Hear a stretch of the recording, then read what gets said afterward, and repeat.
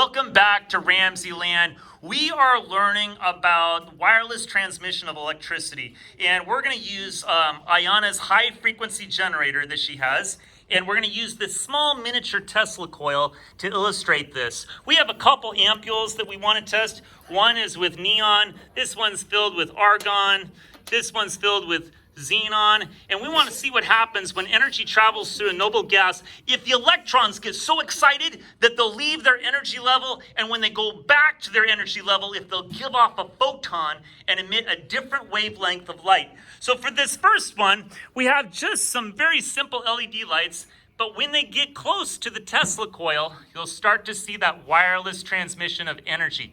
You'll start to see them lighting up, and I'm not actually touching it, but just if they get close. Now I'm going to have Ayana demonstrate what happens when a lot of energy passes through a noble gas with our frequency generator. So Ayana, you ready? Okay, here we go. Okay, so Ayana is going to demonstrate what happens when that frequency generator gets close to this ampule of neon gas. So if you look really closely, you can see plasma jumping up to the ampule, but it's not actually touching it. It's close.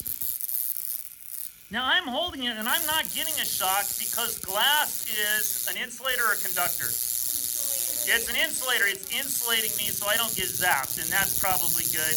Although this time of day, Mr. Ramsey could probably use a good zap. Okay, so let's try. So what happens here is a lot of energy is passing through this gas, and the electrons are getting so excited that they're emitting photons of light, particles of light. Here's what happens when it travels through an ampule filled with xenon. It'll be a different color. There we go.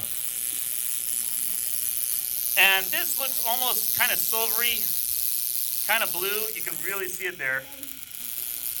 And this is a different color because when those electrons go back to their original energy level, the distance from the excited energy level to the original energy level, that distance creates a different wavelength for the photon. And the distance of that wavelength creates a different color of light that you see through the spectrum. So this one's kind of bluish that you see there. So what we're learning here is when you get electrons really excited, they emit photons. And a photon can be a particle of light. It can travel as a particle or it can travel as a wave. So this one's kind of pink. This is argon.